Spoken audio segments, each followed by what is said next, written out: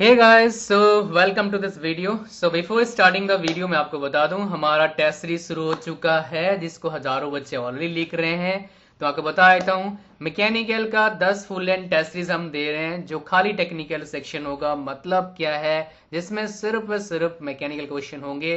ये आप देख सकते हैं कंटेंट। 10 फुल लेंथ टेस्ट कितने का आएगा? सिर्फ 149 रुपीज में 75% ऑफ चल रहा है। लिंक कहाँ मिल जाएगा? डिस्क्रिप्शन में। और नॉन टेक के लिए हम समझते हैं कि नॉन टेक में क्या जो हमारे टेक्निकल बंदे होते हैं इतना अच्छा नहीं होते, राइट, टू बी ऑनेस्ट। तो हम क्या करेंगे, 65 प्लस टेस्ट दे रहे हैं और भी कितने में? 76% ऑफ के साथ। कितने रुपये में? 314 रुपीज ओनली। कोर्स कंटेंट कहाँ है आपके पास? ये सारी कोर्स कंटेंट देख सकते हैं, आपको मिलेगा। और इसका भी लिंक कहाँ मिल जाएगा बाय करने के लिए? डिस्क्रिप्शन में मिल जाएगा। अब चलते हैं डायरेक्टली कहाँ पर, हमारे वीडियो में। आज हम शुरू करेंगे 40 क्वेश्चन नंबर 41 से लेके 60 तक 20 क्वेश्चन हम करेंगे। अगर आप पहले इनकी लेसन्स नहीं देखे हैं, लेसन 1 जिसमें हमने बात किया हुआ है 20 से लेके 1 से 20 तक, और लेसन 2 में हमने बात किया हुआ है 21 से लेके 40 तक, राइट। तो इनको आप देखें अच्छे से, बिकॉज ये हमारा थर्मोडायनेमिक्स का सीरीज चल रहा है। आगे और कौन सब्जेक्ट हम शुरू करेंगे आप बताएं जरूर कमेंट में, उससे हमें थोड़ा सा इंस्पिरेशन मिलेगा। शुरू करते हैं गाइस। तो हमारे पास पहला क्वेश्चन क्या है? The solid fuel having the highest calorific value. तो गाइस यहाँ पर एक लिस्ट है, तो मैं आपको लिस्ट दे दूंगा किसका अदा होता है। बट अगर आप देखेंगे इसका किसका होता है, एंथ्रासाइट का सबसे ज़्यादा क्या होता है आपका कैलोरीफिक वैल्यू हाईएस्ट होता है, राइट। अब चलते हैं गाइस, मैं लिस्ट बता दूंगा किसका क्या ज़्यादा है। तो आप देख सकते हैं यहाँ पर इनमें जितना वैल्यूज था, जितने जितने चीज़ें हमारे पास ऑप्शन में हैं, तो सबसे ज़्यादा किस में है? एंथ्रासाइट में है, उसके बाद कोक में है, उसके बाद लिग्नाइट में है जो ब्राउन कोयल कोल बोलेंगे उसको, और उसका क्या है? वुड का। लास्ट में क्या है? वुड है, जिसका क्या है, जो कैलोरीफिक वैल्यू है सबसे कम है, जिसका क्या है? वुड का है। अब चला गाइस नेक्स्ट क्वेश्चन में। The heat transfer Q, the work done W and the change in internal energy U are all zero in the case of, पहला ऑप्शन क्या है? A rigid vessel containing steam at 150 degree centigrade left in the atmosphere which is at 25 degrees centigrade. 1 kg of gas contained in an insulated cylinder expanding as the piston moves slowly outwards. तीसरा, a rigid vessel containing ammonia gas connected through a valve to an evacuated rigid vessel. The vessel and the valve and the connecting pipes being well insulated. The valve being opened and after a time condition through the two vessels becoming uniform. Last option क्या है? 1 kg of air flowing adiabatically from atmosphere into a previously evacuated bottle. So guys देखते हैं इसमें answer क्या आएगा हमारा। देखिए पहले क्या बता रहा हमें कि हीट ट्रांसफर और वर्क डन है, राइट, और इंटरनर्जी क्या है, चेंज इंटरनर्जी क्या है, सब जीरो होंगे। तो वर्क डन हमारा जीरो कब होता है हमारा? जब हमारे पास क्या होता है? एक्सपेंशन अगेंस्ट वैक्यूम, मतलब क्या होता है? फ्री एक्सपेंशन होता है, राइट। तो आप देख सकते हैं जो ऑप्शन नंबर 3 है वहाँ पर हमारा केस क्या आता है, बिल्कुल फिट बैठता है, फ्री एक्सपेंशन। अगर वर्क डन वहाँ पर जीरो हो गया और वहाँ पर हीट ट्रांसफर नहीं हो रहा है अकॉर्डिंग टू हमारा जो केस दे रखा है, तो वर्क डन जीरो है, हीट ट्रांसफर जीरो है, तो अगर हम लगाएंगे फर्स्ट लॉ ऑफ थर्मोडायनेमिक्स, हमें क्या पता है? D Q is equal to D U plus क्या है? डी डब्ल्यू है, हमें पता है। अगर ये भी जीरो हो गया, ये भी जीरो हो गया, तो हमारे पास क्या आ जाएगा? डी यू भी जीरो हो जाएगा। So based on the question answer हमारा क्या आ जाएगा? ऑप्शन सी क्या आ जाएगा इस क्वेश्चन का करेक्ट आंसर होगा। नेक्स्ट क्वेश्चन हमारे पास है, reversible engine operates between temperature T1 and T2.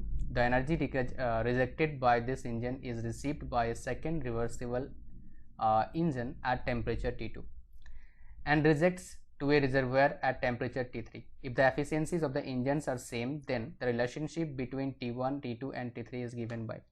तो गाइज आप लोगों को बता रखा है मैंने पहले, अगर आप देखे होंगे इसके पहले वाले लेसन, तो उसमें बता रखा है मैंने, जब वर्क डन सेम रहता है, राइट, और हमारे पास क्या है? 3 रिजर्वायर है और वहाँ पर 2 हमारे पास इंजन है, उस केस में क्या होता है? Intermediate temperature is equal to क्या होता है? T1 प्लस T3 बाई क्या होता है? 2 होता है। अगर वही बात करें जैसे यहाँ पर केस है, एफिशिएंसी अगर सेम रहता है तो T2 इज इक्वल टू क्या आ जाएगा? T1 मल्टीपल T3, पावर क्या हो जाएगा? 1/2। सो यहाँ पर देख सकते हैं ऑप्शन सी हमारा क्या हो जाएगा correct answer for this question. Question number 44 को देखते हैं। Efficiency of A Carnot engine is 75%। If the cycle direction is reversed, COP of the reverse Carnot cycle, हमें COP निकालना है, तो हम क्या करेंगे? रिलेशनशिप यूज़ करेंगे। हमें पता है 1 plus COP of refrigerator is equal to 1 by efficiency of what? Heat engine. So COP of refrigerator is equal to क्या हो जाएगा? 1 by 0.75 minus 1. So this is 100 हो जाएगा. तो क्या हो जाएगा हमारे पास? 4 by 3. सो ये माइनस क्या आ जाएगा? 3 आ जाएगा. एलसीएम लेंगे 4 तो सॉरी 3 एलसीएम लेंगे तो 1 by 3 क्या आ जाएगा? 0.33. यानी कि ऑप्शन जो सी है वो क्या हो जाएगा? इस क्वेश्चन का करेक्ट आंसर आ जाएगा. अब चलते हैं guys question number 45. For a pure substance in gaseous phase to be liquefied the gas has to undergo initial cooling below the critical state, saturated liquid line, saturated vapour line, triple point line. So guys ये तो आप देख सकते हैं यहाँ पर ये case जो बता रखा है किस केस में होगा हमारा, जो बिलो द किसके नीचे हमें करना पड़ेगा, जो क्रिटिकल स्टेट हमारा होता है उसके नीचे हम कर सकते हैं, ये उसके ऊपर हम नहीं कर पाएंगे ये चीज़. तो क्रिटिकल स्टेट के हम नीचे कर पाएंगे. सो ऑप्शन क्या आ जाएगा हमारा? ये क्या हो जाएगा? करेक्ट आंसर आ जाएगा. नेक्स्ट क्वेश्चन क्या बोला जाता है? What is the correct order of decrease in entropy, solid phase, liquid phase and gas phase. तो हमें पता है जैसे एंट्रोपी हमारा होता है सबसे ज़्यादा किस में होता है? आपका गैस में होता है, फिर लिक्विड में होता है, फिर क्या होता है? किस सॉलिड में होता है. तो हमारे पास क्या आ जाएगा? पहले सी आएगा, फिर क्या आएगा? बी आएगा, फिर हमारे पास क्या आएगा? सी बी ए. तो ऑप्शन बी क्या आ जाएगा? इसका करेक्ट आंसर आ जाएगा. क्वेश्चन नंबर 47 देखते हैं. The entropy always increases for an isolated system when the equilibrium is reached. तो क्या होता है? देखिए बता रहा हूँ. हमारे पास आइसोलेटेड सिस्टम बता रखा है और एंट्रोपी का जो वैल्यू होता है इक्विलिब्रियम कंडीशन में तब क्या होता है? मैक्सिमम होता है. इसको याद रखना. गलती से हम जीरो समझ लेते हैं लेकिन क्या होता है? मैक्सिमम होता है इक्विलिब्रियम कंडीशन में आपका एंट्रोपी का value. Question number 48. A Carnot engine operates between T1 and T2 if there is an increase in source temperature by T and decrease in sink temperature by T small t, how is the efficiency in both the cases is rated. Efficiency में निकालना है. Right. तो efficiency हमें पता है. Late से पहला case लेते हैं एफिशिएंसी 1. तो हमारे को पता है क्या होता है efficiency? T1 minus T2 by T1. पहले केस में क्या बोल रहा है हमें? फर्स्ट केस में क्या बता रहा है कि हम क्या करते हैं? सोर्स टेम्परेचर को T से बढ़ाते हैं. तो इसको हम ऐसे लिख सकते हैं 1 minus T2 by T1 plus T. अब थोड़ा समझिए, अगर मान लो नीचे वाला हिस्सा अगर हम बढ़ाएंगे तो ए वाला हिस्सा क्या हो जाएगा? पूरा घटेगा. तो अगर ये घट जाएगा तो हमारा एफिशिएंसी क्या होगा? बढ़ेगा. समझ सकते हैं. अगर हमारा वैल्यू ये वाला वैल्यू घट गया तो 1 माइनस घटा हुआ चीज़ तो ज़्यादा होगा ना, तो एफिशिएंसी बढ़ेगा. एक तो केस हो गया बढ़ेगा, मतलब हमारा बढ़ रहा है एफिशिएंसी. अब दूसरा केस लेते हैं. एफिशिएंसी इज इक्वल टू हमारे पास वही फॉर्मूला है 1 माइनस T2 बाई क्या आ जाएगा? T1. तो यहाँ पर क्या कर रहे हैं? सिंक टेम्परेचर क्या कर रहे हैं? और decrease in sync temperature by T. मतलब हम क्या कर रहे हैं? इंक्रीज कर रहे हैं उसमें, और सिंक टेम्परेचर में क्या कर रहे हैं? हम इसको डिक्रीज कर रहे हैं. Decrease in sync temperature by T. इसको हम डिक्रीज कर देंगे थोड़ा सा. राइट. अगर गाइस देखो इसको हम डिक्रीज करते हैं तो वैल्यू क्या हो जाएगा? घट जाएगा. ये वाला ऊपर वाला वैल्यू घटेगा और नीचे वाला वैल्यू सेम है. अगर ये वैल्यू घटा और नीचे वाला वैल्यू सेम है तो अल्टीमेटली हमारा क्या हो जाएगा? ये वाला वैल्यू क्या हो जाएगा हमारा? अगर ये घटा ये सेम है तो अल्टीमेटली वैल्यू क्या हो जाएगा? ये बढ़ेगा. अगर ये बढ़ा वैल्यू, इतना वाला वैल्यू बढ़ा, तो ये जो अल्टीमेटली हमारे पास बाद में इक्वेशन सॉल्व करने के बाद जो आएगा क्या आएगा? एफिशिएंसी इसका क्या हो जाएगा? हमारा घटेगा. तो उस केस में हमारे पास क्या आ जाएगा? Efficiency 1 is greater than efficiency 2. मतलब ऑप्शन ए क्या हो जाएगा? इसका करेक्ट आंसर हो जाएगा. राइट. नेक्स्ट, आप अगर अच्छे और जाना चाहते हैं मैं आपको और एक चीज़ बता देता हूँ. आप क्या करो? लेट से T1 को मान लो 100 डिग्री सेंटीग्रेड, T2 को मान लो 30 डिग्री सेंटीग्रेड. राइट. आप T को मान लो 10 डिग्री सेंटीग्रेड. राइट. उसका आप आंसर निकाल लो, आपको पता लग जाएगा कि इसमें क्या आ रहा है. Right. Just put the values and you will get the answer. आप पुट करिए वैल्यू का, आपको आंसर मिल जाएगा. फिर कन्फ्यूजन थोड़ा भी नहीं रहेगा. जब भी नए नए होते हैं सॉल्व करते हैं आप ऐसे सॉल्व करिए, आसान रहेगा आपके लिए. अब चलते हैं गाइस 49 नंबर क्वेश्चन में. In a surrounding the amount of irreversibility of a process undergone by system is determined by. तो देखिए सराउंडिंग है. The amount of irreversibility, irreversibility मतलब क्या? जिसको हम यूज़ नहीं कर पा रहे हैं. इरिवर्सिबिलिटी होता है जिससे जो हमारे पास अवेलेबल एनर्जी नहीं है, एक तरह का अनअवेलेबल एनर्जी है. राइट. सो यहाँ पर अगर ऐसा प्रोसेस हो रहा है तो हमारे पास क्या हो रहा है? यहाँ पर what can be happen my dear, देख सकते हैं यहाँ पर entropy change of the system, entropy change of surrounding, entropy increase of the universe. Obviously यही होगा बिकॉज एंट्रोपी क्या हो जाएगा? यूनिवर्स का इंक्रीज होगा अगर हमारे पास इरिवर्सिबिलिटी होगा सिस्टम में. राइट. बिकॉज यूनिवर्स का एंट्रोपी क्या होता है? इंक्रीज करता रहता है. सो ऑप्शन क्या आ जाएगा? सी क्या आ जाएगा? Correct answer. क्वेश्चन नंबर 50 में चलते हैं। What is the state at which phase change occurs without change in pressure temperature is known as. Phase change occur होता है और वहाँ पर प्रेशर और टेम्परेचर कुछ चेंज नहीं होता है। क्या होता है हमारे पास, क्रिटिकल स्टेट में ऐसा केस आता है कि फेज चेंज होता है, राइट। सो इसका आंसर हमारे पास क्या आ जाएगा, ए क्या आ जाएगा, इसका करेक्ट आंसर आ जाएगा। देख लेते हैं एक बार answer, yes, A is the correct answer. Question number हमारे पास क्या आ गया, क्वेश्चन नंबर हमारे पास आ गया 51। The value of dryness fraction present the dry saturated vapour of dry saturated state of vapour.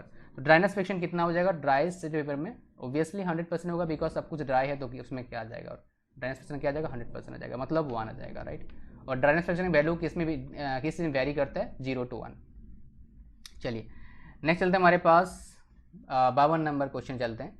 Which of the below stated are properties of PMM2। PMM2 मतलब क्या होता है, perpetual motion machine second kind. Perpetual मतलब क्या होता है, never ending, चल रहा है चल रहा है चल रहा है, उसको क्या बोलते हैं, परपिचुअल बोलते हैं। पहला, when net work is equal to heat absorb and work efficiency is 100%। ये सही में बोलता है, ये क्यों बोलता है, हमें इस तरह का केस हमें क्यों बोल रहा है, इस तरह बोल सकते हो हमारे पास केल्विन प्लैंक में इस तरह का हमारे पास कार्रवाई बोलते हैं, राइट। अच्छा, heat is exchanged from one heat reservoir only, of course ये की मतलब हमारे पास सिंक नहीं होता है, सिर्फ सोर्स होता है। It violates Kelvin Planck statement, of course ये वायलेट्स क्यों करता है, बिकॉज केल्विन प्लैंक बोलता है कि पॉसिबल नहीं है, लेकिन PM2 बोलता है हाँ ऐसा होता है। अच्छा, डी क्या हमारा, it is a hypothetical machine, मतलब हाँ ये प्रैक्टिकली पॉसिबल नहीं है।